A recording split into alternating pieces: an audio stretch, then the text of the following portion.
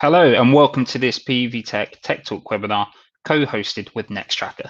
The title of today's webinar is Shade Modeling for Utility Scale PV Plants, Why It Matters and What You Should Do About It. My name is Liam Stoker and I'll be your moderator for today's webinar. Joining me today are Aaron Dobos, Director for Software Product Management at Nextracker, Nilesh Umachandran, Performance Engineer for Product Management at Nextracker, and Minhwa Leung, Senior Engineer, Solar Technology at DNV. Now, before we start, some quick housekeeping. Today's webinar will last approximately 1 hour, consisting of presentations from our panelists and a Q&A session where you'll get to answer any outstanding questions you have on shade modeling. You can submit your questions via the dialog box on your screen, and we'll endeavour to get through as many questions as possible today. If we're unable to get round to your question, then please provide your email address and we'll liaise with you directly. The slides and a recording of today's webinar will also be available shortly after the presentation. But without any further ado, I'll hand over to the Nextracker team to begin our presentations today. Very good. Thank you so much, Liam, for the kind introduction. Thank you so much, PV Tech, for hosting, and DNV, and Minhwa in particular, for helping tell our story here today. Again, my name is Aaron Dobos. I'm with Nextracker. I'm so glad that all of you have joined to sort of learn more about what this important topic in utility scale PV plants for shade modeling, why it matters, what the industry can do about it. Before we go into the substance of our talk today, I'd like to just spend a few minutes introducing Nextracker. Perhaps you all have heard of us. We're a fairly prominent company in our solar industry as far as solar trackers go. Our vision is really around renewable energy and powering the world with it. We have a global team, and our mission's really to be providing the most technologically advanced solutions for maximizing the value and reliability of solar power for our generation and future ones, of course. We're a top company in the world of trackers. We're consistently have about 30% of the market share, over 50 gigawatts of solar trackers deployed and under construction. That's a really exciting number for us, having grown tremendously in the last several years. We have a global presence, 8 offices, 550 staff. We don't just build hardware, and I'll talk about this in a moment in more detail. We also provide a whole ecosystem of software and O&Ms, digitally powered O&M services to maximize the value of our tracker systems and the overall experience of operating and owning these PV plants to asset owners. So a little bit more about our product portfolio. We specialize, of course, in the hardware that point this PV modules at the sun. We have both our 1P, that's our Horizon product line, and our 2P Gemini product line. These are really advanced smart solar trackers. The independent row technology is so important for enabling some of the software and controls and advanced features that we focus on. We're compatible with all the key module technologies out in the world: bifacials, First Solars, large format modules, and so forth. And while the tracker cost is super important, of course, everyone cares about the capital cost of the hardware that's going into the ground. We really also focus tremendously on the long-term arc of ownership, the sort of the life cycle cost, the LCOE, the value of the energy that's being delivered. And that's why we've invested so much in our software and controls. Our flagship product in that area is TrueCapture. It's all about unlocking the maximum energy production and boosting production, avoiding shade to make more energy and more value for the financiers and investors and energy and for the people that own and operate these power plants. It's not just yield, but it's also O&M and how do you have advanced monitoring to maximize availability, to manage spare parts, to really understand what's going on in detail so that we can maximize the value after the plant is built. So that's what we're all about. This storyline sits well with all of our key customers, both EPCs and asset owners, long-term asset owners, Swinnerton, Blattner, Martinson, D. Shaw's, and so forth. We really have worked well with all of our customers to support them and to provide the best product for that we can. So to the topic of the day, why shade modeling matters. So here's the storyline. It's a pretty straightforward one. I think we can all agree that utility scale plants pretty much always experience shading. It's all I have yet to see in my many years in the solar industry, a utility scale plant that doesn't experience some shade, whether it's at the perimeter from trees or other obstructions, but almost always, we always see intra-array shading as well, row to row, and so forth. And are we really quantifying this loss well in current yield estimations? And unfortunately, the answer is rarely. We're getting there, but that's what this is all about, that it's really important to quantify the shade loss that's happening within the array in our estimation processes. It's really doing ourselves a disservice if we're overestimating our production across, and all of our stakeholders have sort of the wrong assumptions about what should be expected out of this plant. There's always frustration when there's a gap between expected and real production. And this is significant, in my view, at least. I mean, several % annual yield in many cases is really a big number. I mean, we're these days with PPA rates as they are, we're talking about tiny fractions of a percent that people are really interested in quantifying and understanding. So more than 1, 2, 3%, that's a really big number. Is accurate shade modeling even possible? Yeah, it is. That's what we're going to talk about more and more today. And why is this really important for us in general? Like, we need to be able to make informed decisions on shade mitigation technologies. Having an accurate understanding of what the shade loss is and what the real baseline, what the real expectation should be, gives us the opportunity to decide, is it worth investing in a new technology that can improve that yield? If we assume the plant's yield is up here already, well, it's hard to make the argument that there are ways to improve. So that's what this is all about. So where does this shade loss come from? There's sort of two main sources, and then the combination of them. Terrain, of course, the terrain's not perfectly flat. There's ground undulations, which means that depending in the morning or the afternoon, you get sort of row to row shade from one row shading the next row. You can see that pretty clearly in the picture. The second key way of shade being introduced in systems is through construction tolerances. I mean, look at this flat site here. I mean, the ground is pretty much perfectly flat, but you can see variation row to row. Each row, the pier height is a little bit different, and this is very typical. I was at a plant just 6 weeks ago under construction. That's picture 3 here is a picture I took. This is looking from the west, looking towards the east, and you can see the piers on this sloped ground. But even on that sloped ground, we're seeing variation in the pier heights row to row. I've sketched that in those red lines there. And all of this means that there's going to be row to row shading. And so we define this terrain shade loss as the ratio of energy being delivered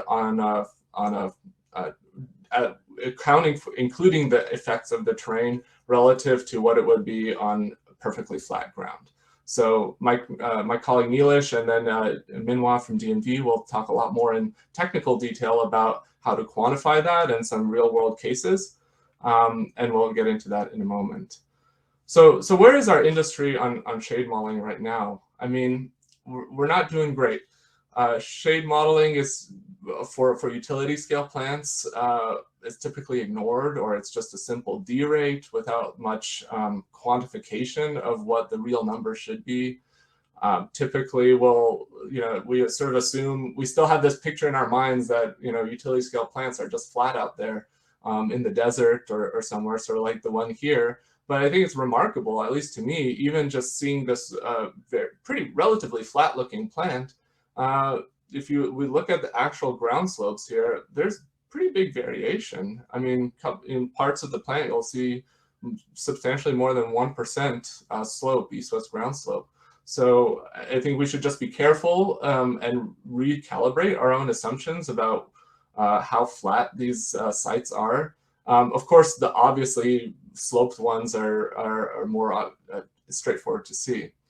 But we're not really modeling this is the point. And, to be fair, good tools for modeling this didn't really exist until fairly recently. And we still have a ways to go, but it is possible now. And it's a topic that hasn't been really talked about too much, but thank goodness we're starting to see more and more interest in this topic. Many thanks to DNV and Black and Veatch, of course. They've started publishing articles and papers about this. Just recently in PVSC conference, there's a paper by DNV modeling in super detail row-to-row shade losses for a real site that's in North Carolina. We'll get into more detail on that in a few minutes.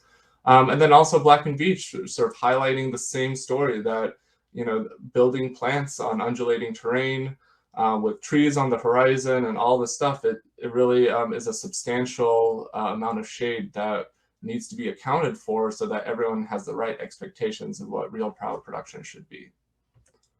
How big of a problem is this really? It's really helpful, I think, to try to quantify in a general sense how big the problem is. So a few months ago, I went off and did a little scenario analysis using open source codes from NREL.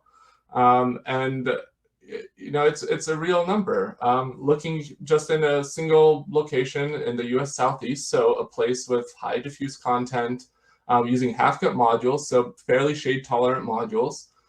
Even with those situations, for a couple of GCRs, and not even really undulation, it's just east-west planar slope of terrain, so it's pretty simple modeling. A 3% slope with a 40% GCR is 1.5% of annual loss.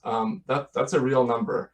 And when you start looking at what the revenue impact of that is, it's real money, and money that I don't think should be sort of left on the table, or money that you think you'd be getting, but you're not because you're overestimating the plant production.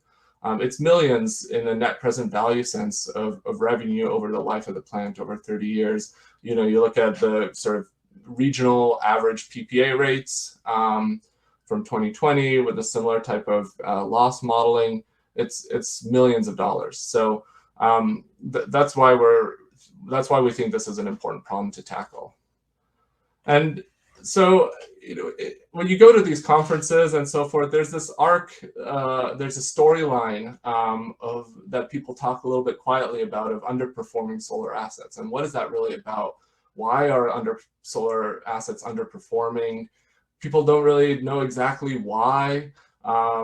It's sort of a thread that has a lot of factors to it. And I think this element for at least the large plants is a real part of the story of why we have underperforming solar assets. Maybe it's not so much that they're underperforming due to terrain shade loss, but we have the wrong expectations of what they should be doing.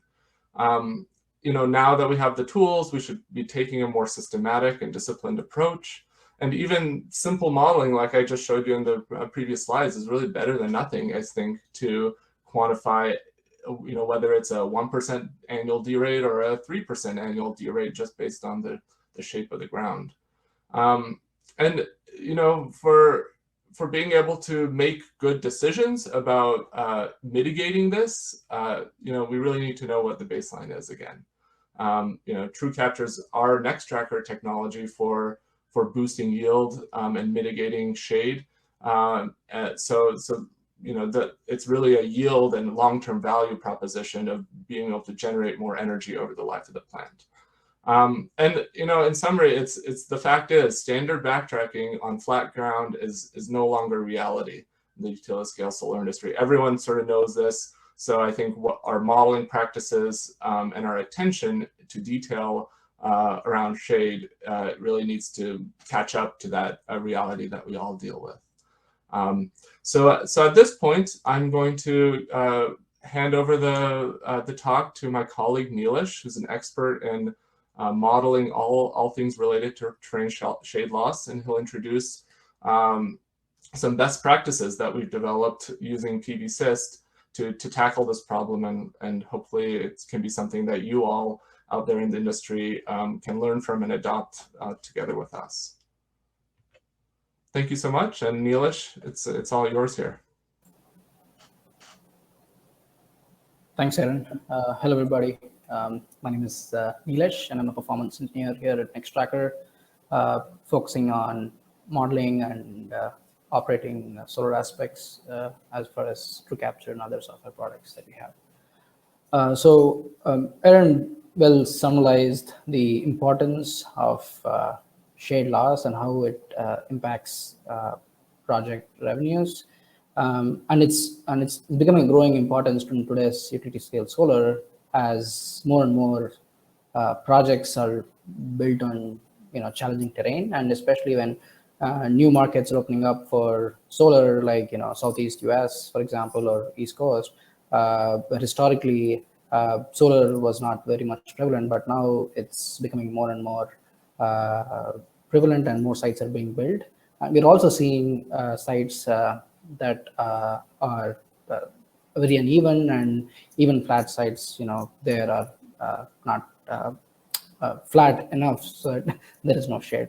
So I want to stress on and talk about the overall landscape of PV modeling as it relates to shade loss, specifically due to terrain, and the different tools out there, and what we can do about it to model, because only when you quantify something you can think about how to mitigate such losses from either investing in custom backtracking strategies that are available, or by other means. So with this growing importance of terrain shade loss in the industry, more recently the modeling community has also taken note of it, and there are new tools that are being built, and also existing tools like PV-Syst are also now able to handle single axis trackers, specifically with terrain.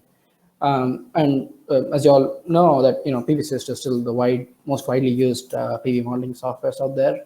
And as of the latest version, PV-Syst has the capability to model single axis trackers with uneven row heights from row to row.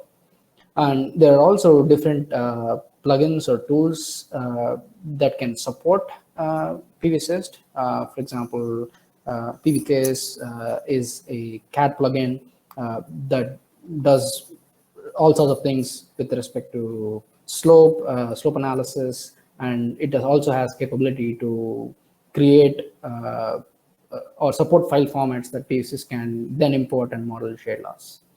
And there's also DNV's SolarFarmer. This is something DNV came up with a few years ago, and it's continuously evolving. And one of the unique things about SolarFarmer is that it does submodule shade modeling to quantify shade loss from row to row, and it can handle both east, west, and north, south slopes and mismatch due to shade loss. And Minwa will talk much more in detail on the different tracking strategies that are available and the different capabilities of SolarFarmer later on in this presentation. And also, there are open source tools like PVLib that have capabilities to account for terrain. However, it has limitations where you can only you can only model like a standard uniform cross-axis slope, and some of which was presented by Aaron early on, and that is at least a good step forward in the open source modeling community, where PV modelers in general can make use of that and be able to validate and compare different tools out there, so that uh, we as a community get comfortable with shade loss modeling and develop best practices.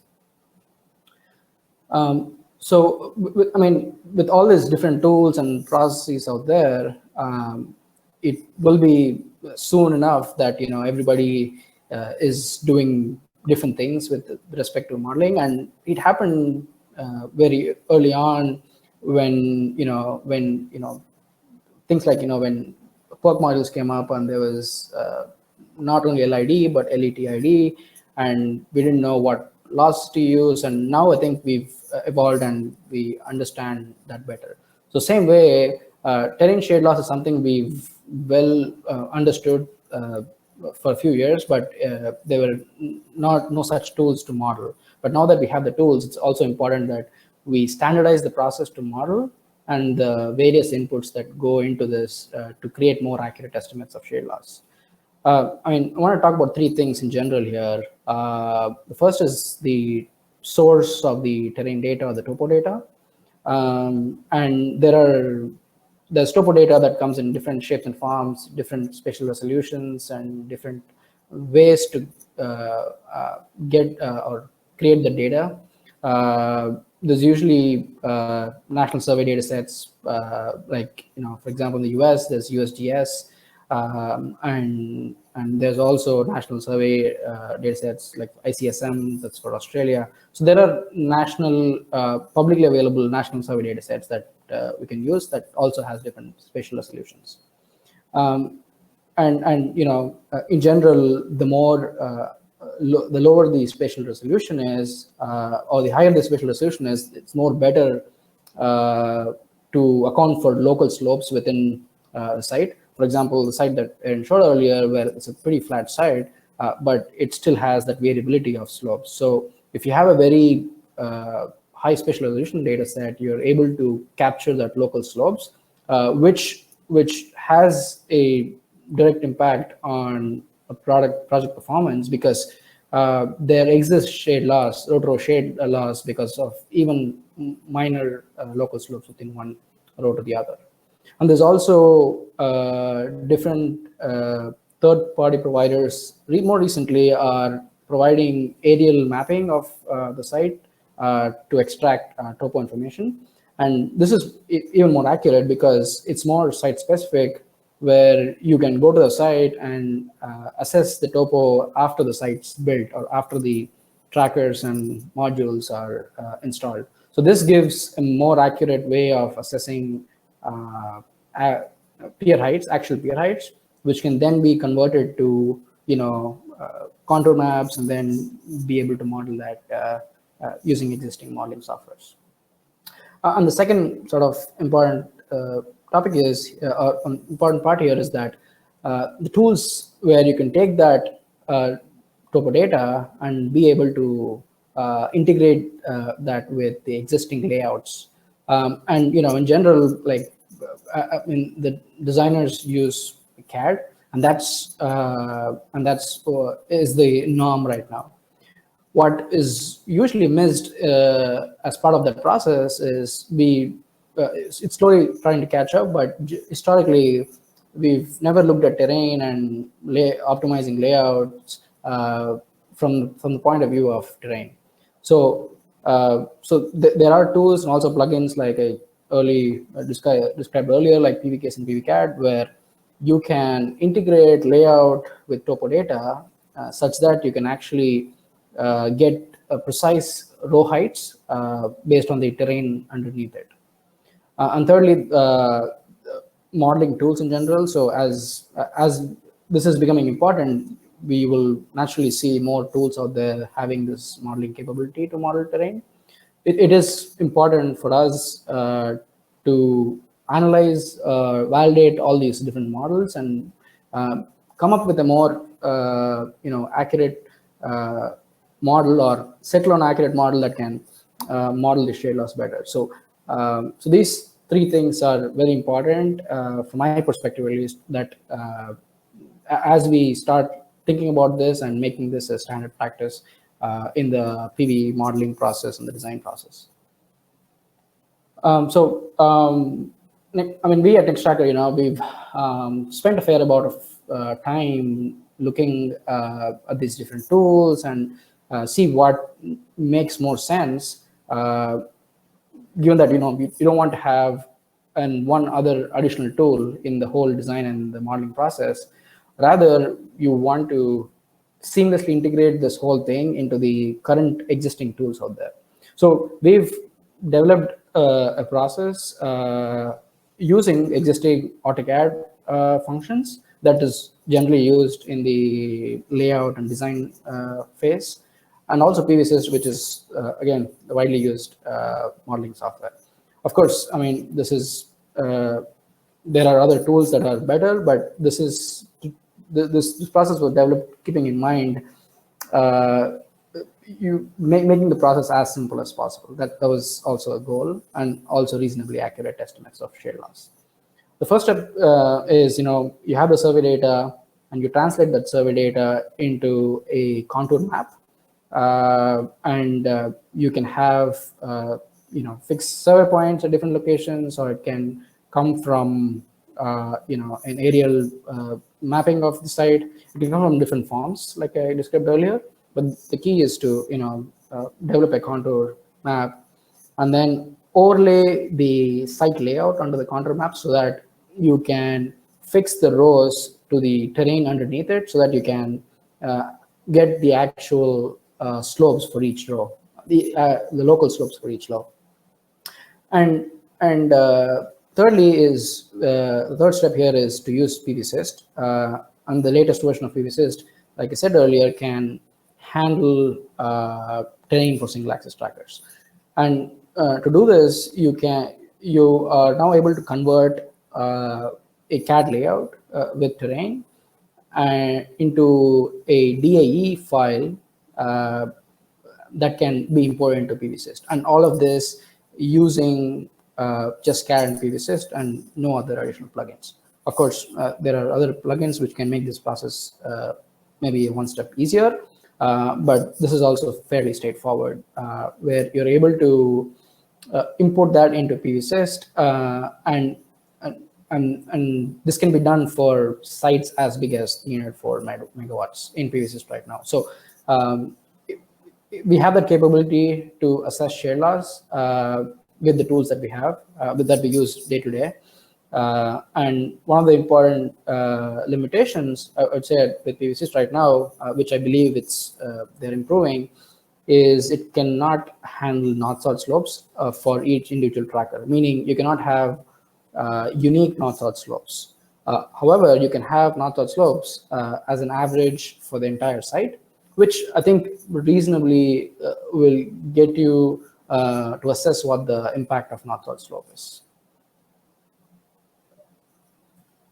So taking this process, we use this for a single axis tracker site in Asheboro, North Carolina. This is a small 1.4 megawatt site used for this as a case study. This site has a 72 cell Longi bifacial module mounted to an portrait. The site is predominantly southwest facing slopes with an average of 4.3% average east-west slope, and predominantly south facing, with a GCR of 51%. And we use this existing site to model in PVSys, and we selected this site because this is one of the sites that was used recently and was published by DNV, so that we have a apples to apples comparison to be able to compare with different models, shade models. So we took this layout and the site topo information from USGS, and we created a layout and used the same process to import it into PVSys, and we were able to create a shade scene looking something like this, where the site is predominantly west facing, where we're seeing shading in the morning, as you can see here in the right chart here. And we were able to, model the effect of terrain in the current framework of PV system.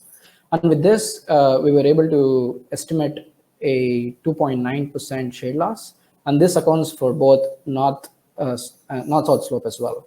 And the way we did this is you create a standard base case, which is a flat site, and that's the baseline, right? And then the second step is to model a site with just east-west slopes based on the terrain, and you have each road at a different height, which is why you're seeing different shade lengths here.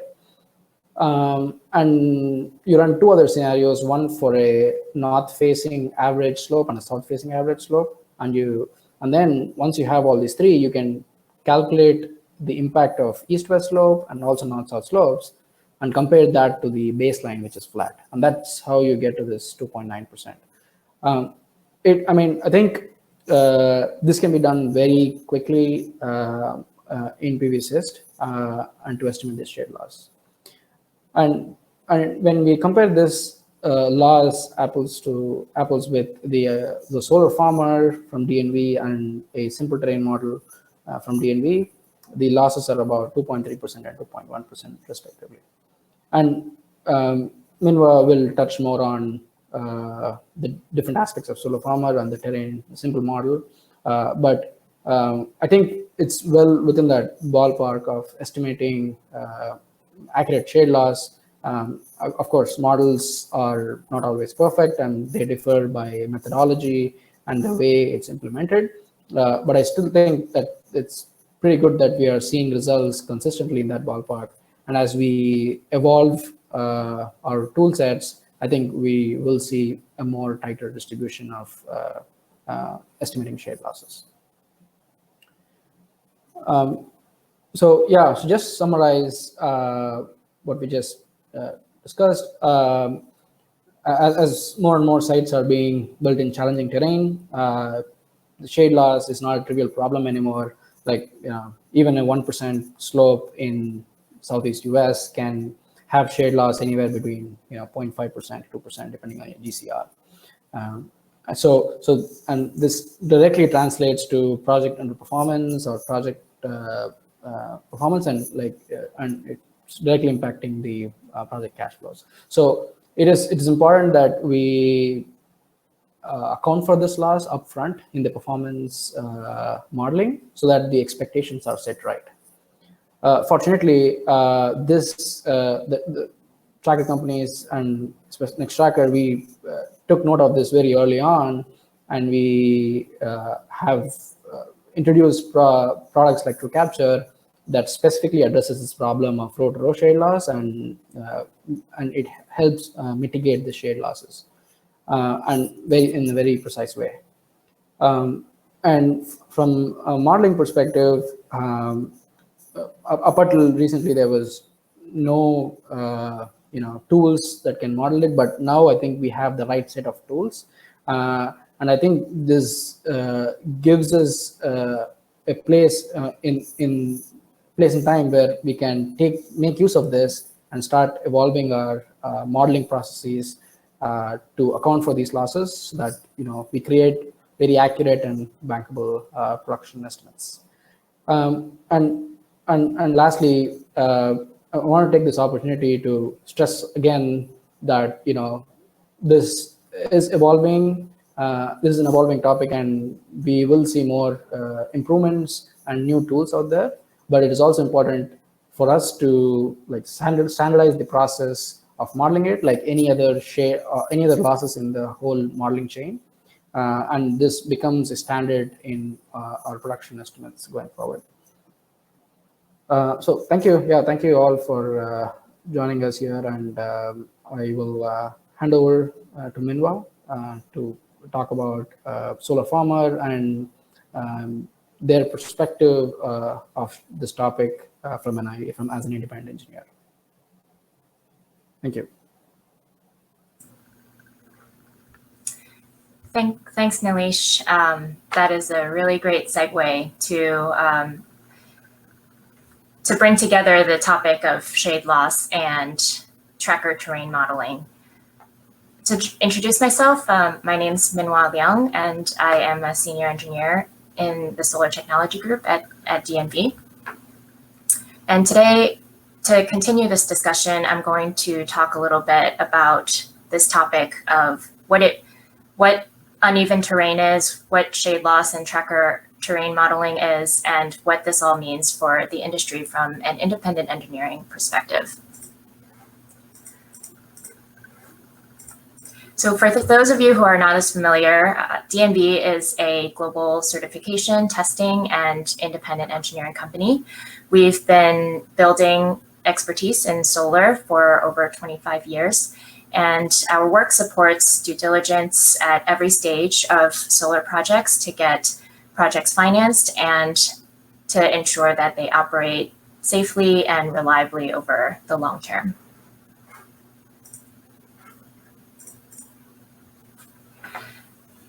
As Aaron and Nilesh have talked about, the solar industry is growing very rapidly. And as solar becomes installed everywhere, it's only natural that systems will become more and more installed on different kinds of terrain. And that's what leads to this topic of uneven terrain. Pretty much a lot of perfectly flat sites have probably already been developed. So from an IE perspective, the projects that we're seeing coming online now have trended more towards hilly terrain. There's different kinds of terrain that can be seen. Some sites have this sort of undulating or wavy terrain in all sorts of directions. And then some other sites are more monoslope in the sense that there's more of a uniform slope, such as if you are installed on a side of one massive hill. And within those, there's what is the energy impact of these different kinds of terrain. We can divide this, we can break it down a little bit and talk about it in terms of the east-west and the north-south slopes. In terms of the north-south slopes, there's an energy boost when the tracker axis is tilted towards the equator. And so in North America, this is when you're facing south, you're pointed more towards the sun. And so naturally, you'll have an energy boost. And then with east-west terrain, you'll have row-to-row shade loss, which is the dominant energy loss factor in this case, and that Nilesh and Aaron have introduced. This is a problem that DNV has been aware of, and we've started studying several years ago. And so to address this problem, we have developed several different methods of looking at this problem. And so the first way we've been doing this is we've developed a shade loss terrain correlation model, which uses correlation equations to estimate that shade loss. And then we have a much more detailed and complex modeling software called SolarFarmer that allows a much more complex 3D modeling. So just to go through some of the mechanics of what causes this terrain and shade loss. So here is standard backtracking. And standard backtracking, basically the equations were the methodology was developed so that for the modules to avoid shading on flat ground. And so the modules will backtrack to avoid shading, as you can see in these blue lines here. But the standard backtracking prevents row-to-row shading only for trackers on horizontal ground. So in this case, where there's the modules are facing upslope in the morning, there's the same backtrack modules on slope will create shade. And so the array in this case actually needs to go to a flatter angle in order to avoid that row-to-row shading. In the afternoon, the modules actually on flat ground will start backtracking because it thinks that there's shade, because on flat ground there would be shade. But actually, if you put those direct to sun modules on sloped ground, it doesn't incur shade. And so in this case, the array backtracks prematurely. And then as Aaron mentioned, so this is the way that we quantify the tracker terrain loss. It's the yield of the terrain loss compared to the yield on horizontal ground.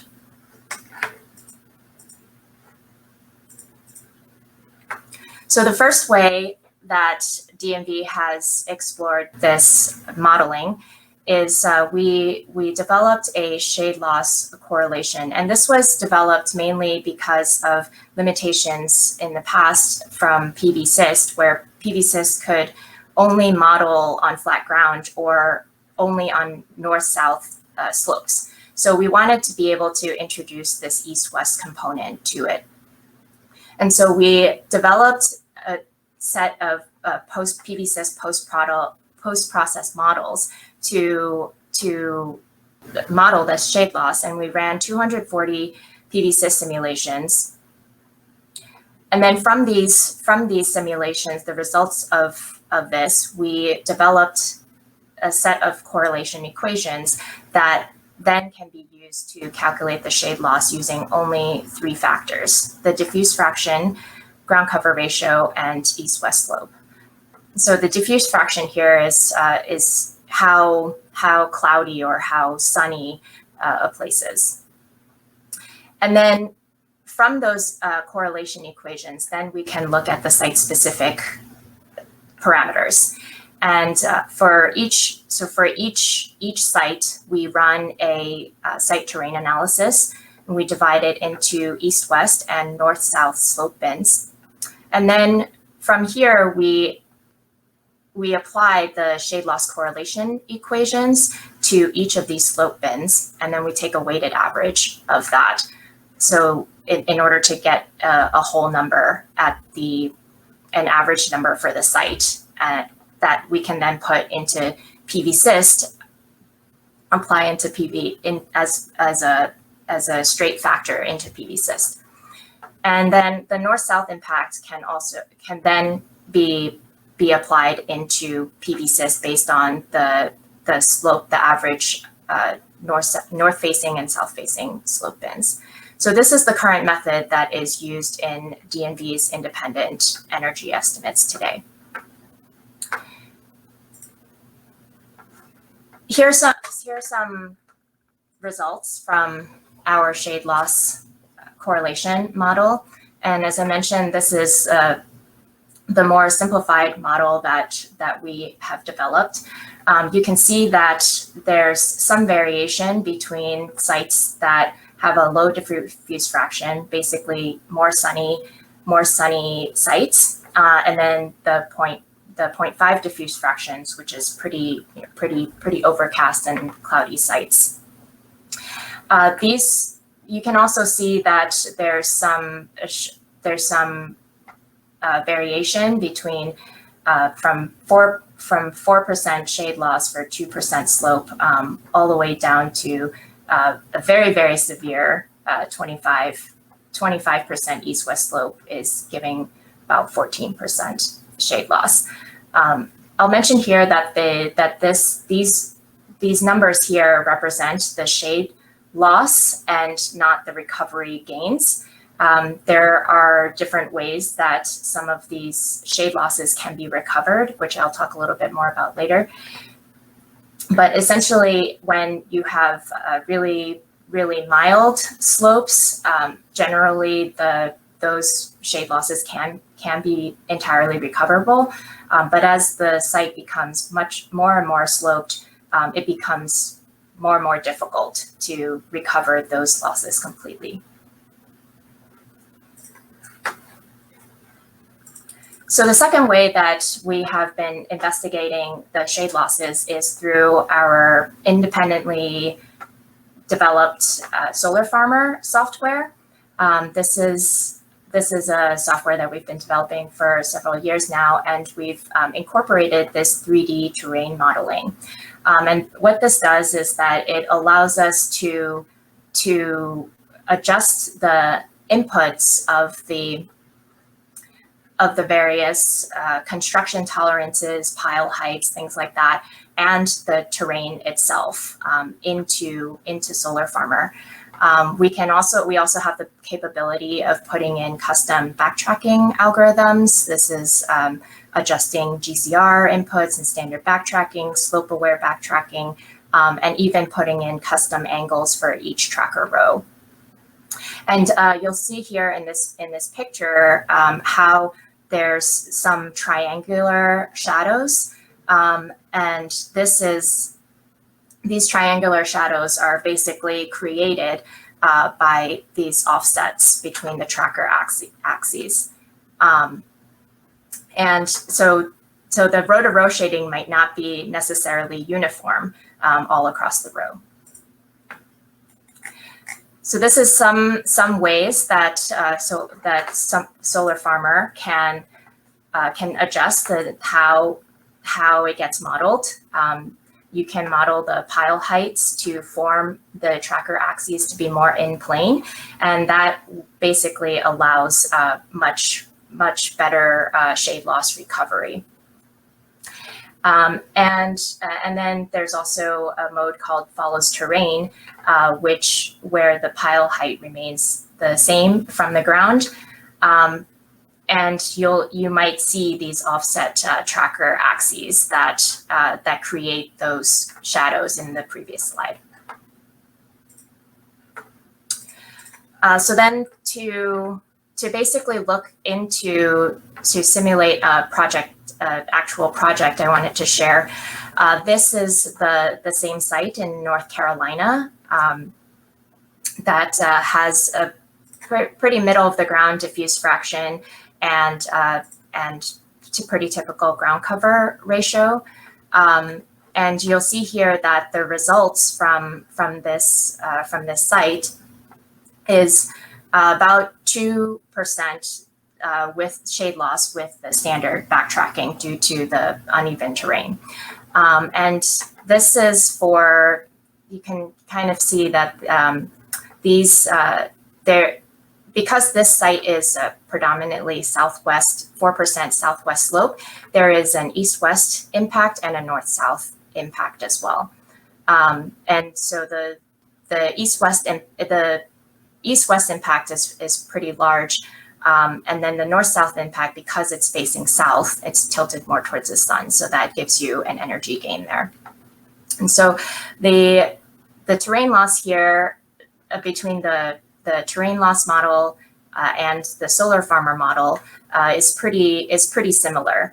The terrain loss, the SolarFarmer is a much more detailed analysis. There's more setup options, but it's a much longer computation time. And then the DNV model is a much shorter computation time because it's literally plugging 3 numbers into a set of equations. So some of the ways that the shade loss can be mitigated, you can use shade tolerant modules. These are modules such as half cut cells, half modules that have better substringing, and there's other types of more shade tolerant modules as well. You can also have custom backtracking software, and this basically brings the modules to the right backtracking angle on the slope that would actually avoid the shade. And I'll also mention that both our shade loss correlation equations and the SolarFarmer can perform this kind of recovery of the shade losses. And then as Aaron and Nilesh also mentioned, pile heights and spot grading can also affect what the shade loss is, and if you can somehow take out the extremes of the shade of the terrain, then this just leads to much lower. This leads to lower shade loss. So just to summarize, we're seeing as from being an independent engineer, we've been seeing on our projects more and more that slopes and varying terrain are becoming more common in these projects, and that's why we think that modeling hilly terrain and their associated shade loss and recovery is becoming increasingly important. DNV has been incorporating this terrain modeling into our energy estimates because we have been seeing this. We consider this as the standard best practice. Thank you for attending, and I'll pass it off now to Liam. Yes, thank you very much, Minwar, and indeed Aaron and Nilesh for their fantastic presentations today. We've reached the time of today's webinar where we can throw the floor open to our attendees today. So just a quick reminder that you can indeed ask questions using the dialog box that you see on your screen. We've had just loads of really, really fantastic questions come through, so I'll get started straight away. Perhaps just as an opening question, how can companies like Nextracker support the PV system modelers in accurately modeling the performance of enhanced proprietary tracking methodologies and algorithms? Thanks, Liam, and the person who asked that question. I'll take a first cut at this. I think it's super important for us to be able to put out there these types of best practices on terrain modeling, because that's sort of setting the right baseline. We've also done a ton of work in sort of measuring in the field on real plants how true capture technology is working in terms of the shade reduction. And so our recommended approach to be using public models like PVSYST for tracking the shade loss, we track that with what is the actual amount of energy that a technology like true capture is able to recover. And in our experience, it's up to 90% typically of that terrain shade loss. Now, of course, that number depends on the particular configuration and how much north-south slope there is and so forth. But that's sort of the most straightforward way. We're also looking at, we've developed, of course, our own internal modeling capabilities to model true capture in a ton of detail with ray tracing and so forth. That's our internal TrueSim model. We're always looking to see how can we make that more accessible, make that more clear in terms of the technology, so that people can reproduce most of those results without necessarily putting out in the public domain the actual code for the algorithms that are sort of a critical element of IP for us. I think everyone can appreciate that. But that's, publishing these best practices, promoting this idea is super important. So Nilesh, would you have anything to add? No, yeah, I think you touched on the key points. I think more like making or having these tools incorporate custom backtracking solutions will be really important going forward. But at the same time, we have to be aware that these are these tracking strategies have taken so much time for us to build, and we are more than happy to collaborate with other modelers, also companies who develop tools, so that we can share these solutions and can integrate it in a more in a more seamless way, but at the same time keeping in mind of the IP issues. Excellent. And I think just as an extension on that topic, then, is there, obviously there's one of the big themes to take away from this is that this is a really emerging consideration that is a lot of the industry are waking up to. Is there a way perhaps then for developers or EPCs or even asset owners, some of which might be watching today, that they can contribute towards better industry understanding and standardization in this topic? Yeah, it's a great question. I think the most important thing that the industry broadly can do and all the stakeholders is to really acknowledge this as a real shade loss and do their best with given the tools and standard processes that developers have together with their independent engineers, whether it's DNV or Leidos or ICF or Illuminate or whatever, Black and Veatch, all of these independent engineers, so that we are all working with the same sort of basic understanding of how to approach this and what's the best way to get an accurate estimation of the loss. I think that's increasing the visibility among all the stakeholders that we should do it in a certain way is important. Great. And moving swiftly on then, is it possible using standardized tools like PVSys to model the gains from technologies like true capture? And if that is possible, how is that achieved? Yeah, I can take that. So with PVSys, currently you cannot model custom tracking algorithms like true capture. However, the first step, like even with estimating what true capture does, is quantifying what the shade loss is. And I think that can be done fairly easily at this point of time with PVSys. However, there are some limitations, but I think it does a very good job of quantifying what that shade loss is. And like Aaron pointed out earlier, that we've, based on our long-term field validation, we're seeing that shade loss can be recovered up to 90% with that with true capture. So right now, I think that's a more simplistic way to assess what true capture can do to your project and how much of that shade loss can be mitigated. But I think we're still a long way to go to integrate these type of solutions, tracking solutions into PVSys. I also want to touch on is that SolarFarmer, maybe Minwa can jump in, but SolarFarmer has the capability to input custom tracker angles so that you can see or visualize what true capture can do. Yeah, and I'll just add that right now in the PVSys, we apply the east-west that recovery.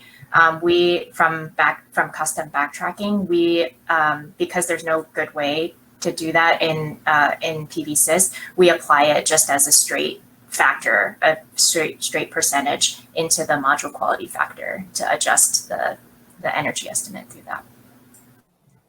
I think I would also just make the quick comment, if I may, Liam, that we've been really focused on shade loss today, terrain shade loss, but true capture as a product is the shade part, the row-to-row shade mitigation part is one element of true capture. We also have a diffuse optimization to optimize tracker angles under diffuse conditions, and that's a separate part of the true capture product in terms of optimizing and boosting yield.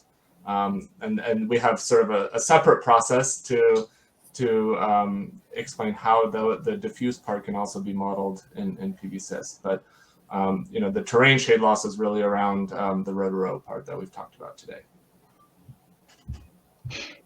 Excellent. And I think then just to throw it back to Meanwhile, then, and this is a question specific for DNV really. Why do you use correlations from PVSys calculations and not run specific PVSys calculations? It's because the PVSys can't model that, or historically it couldn't model that east-west slope for terrain, and so that's why we use the correlation equations as basically a simplified model in order to incorporate that into individual PVSys runs. Okay, thank you.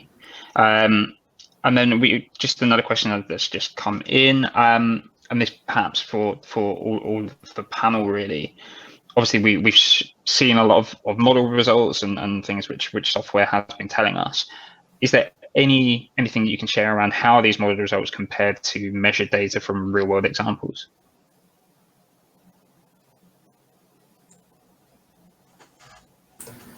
Sure, I can mention a couple things here. I believe I mentioned our TrueCapture MNV process, and that's where we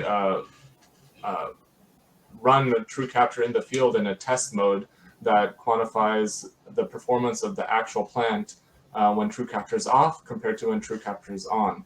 And that delta is we run over a very number of sites, hundreds of megawatts in different locations, different conditions, different module technologies, different slopes, and so forth. And we've seen that in our experience that gain correlates pretty heavily, very strongly with the terrain shade loss that we see in our modeling. So we've developed a lot of confidence that our modeling for terrain shade loss lines up with reality.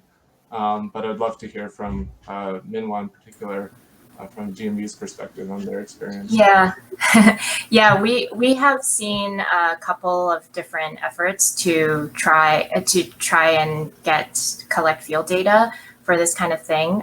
This, of course, is a pretty recent development in the industry, so there isn't a whole lot of field data. And when we're talking about field data, ideally we would want at least a couple of years of experience in order to capture the seasonality and different locations and climates. So it's not a trivial matter, and because this is so new, I think it's going to take a little bit of time for the model data to actually come in, but we are aware that there is a significant effort to try and validate that. Excellent. And I think we've got time for just one more quick question then. Is there anything that solar asset developers can do in the design, construction, or operation stage to really kind of mitigate shade losses to a certain or larger extent?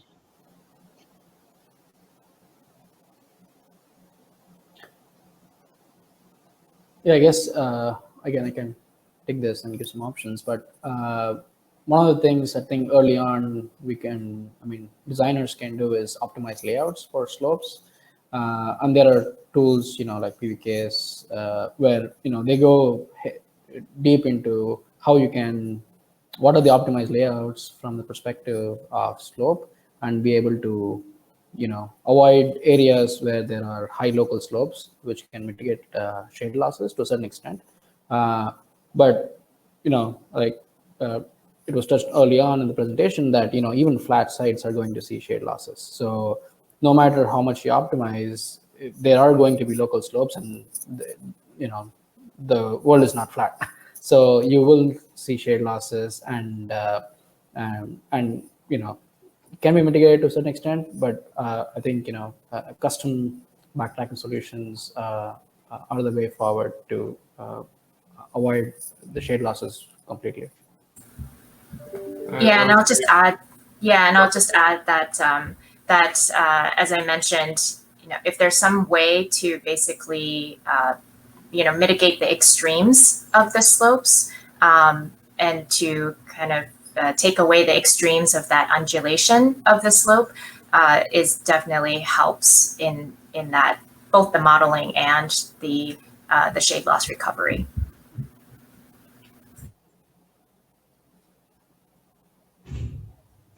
Excellent. Well, unfortunately, that's all we have time for today. If we haven't got around to asking your questions so far, then we will endeavour to answer them privately. And of course, the presentation and recording will be available shortly. Some of the team will be on hand to answer a few questions for the next few minutes after we've kind of gone off air. So if you do have any burning questions, do feel free to continue to submit them using the dialog box, which is on your screen. There's nothing left for me to do but to give a huge thank you to Nextracker and Aaron and Neelish and indeed meanwhile from DNV for speaking to us today, and indeed everyone who has attended for their attention. Thanks again, and we hope to see you next time.